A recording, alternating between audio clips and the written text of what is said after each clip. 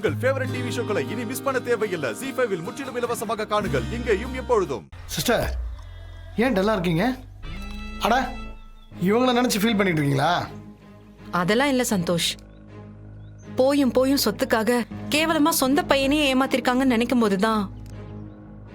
அக்கா, மாமாவை சொந்த பையனா அவங்க நினைக்கவே இல்லை. அதான் இங்க பிரச்சனை. கரெக்ட். ஜீவா சொன்ன மாதிரி கௌதம அவங்க சொந்த பையனா நினைச்சதே இல்லை. அவங்க கௌதம் மேல வச்சிருக்க பாசம்லாம் சும்மா வெளி வேஷம்தான். எப்படி யோசிச்சாலும் எல்லாம் சொத்துக்காகவும் பணத்துக்காகவும் தான். இப்போ என் வருத்தம் எல்லாம் சொத்தை பத்தி இல்ல, கௌதம பத்தி தான். மாயாக்கு டிஎன்சி பண்ணப்ப கூட அவர் ஃபீல் பண்ணது அந்த குழந்தையை காப்பாற்ற முடியலங்கிறதுக்காக தான். குடும்பத்துல சொந்தங்கள் கூடிக்கிட்டே போக போகுதுன்னு அவருக்கு ரொம்ப சந்தோஷமா இருந்துச்சு. அம்மா இருக்காங்க, தம்பி தங்கச்சி இருக்காங்க, அவங்க லைஃபை எல்லாம் சரி பண்ணணும்னு நினைக்கிறவர் அவரு.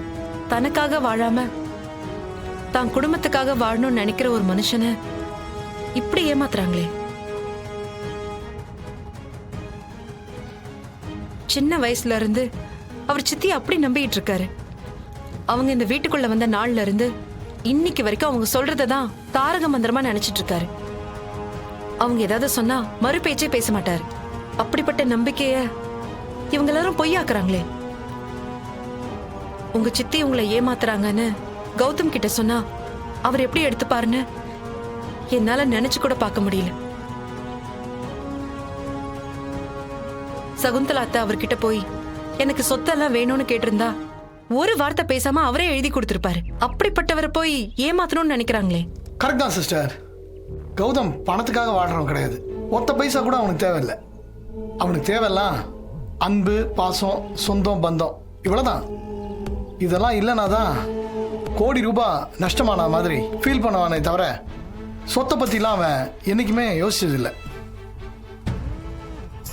அந்த நகையை நான் தான் எடுத்தேன்னு இவங்க கதை கட்டி விட்டப்போ கூட அவனுக்குள்ள இருக்கிற பாசம் அவனை என்கிட்ட கொண்டு வந்து விட்டுச்சு.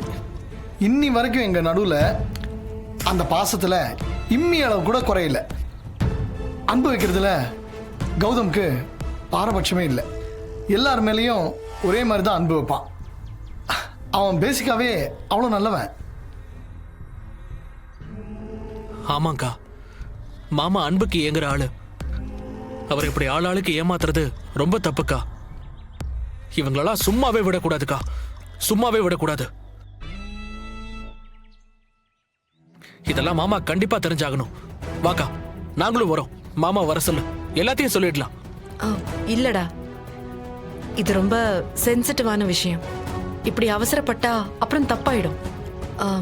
நீங்க உங்க வேலையை பாருங்க, இந்த விஷயத்த நான் பாத்துக்கிறேன். அக்கா, உன் கூட நாங்களும் வரோம்க்கா.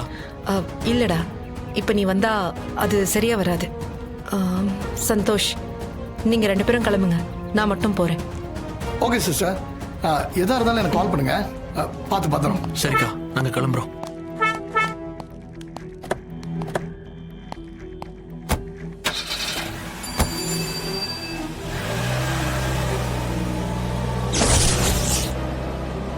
ZEE5 ஆப்பை டவுன்லோட் செய்து அனைத்து எபிசோடுகளையும் இலவசமாக பாருங்க.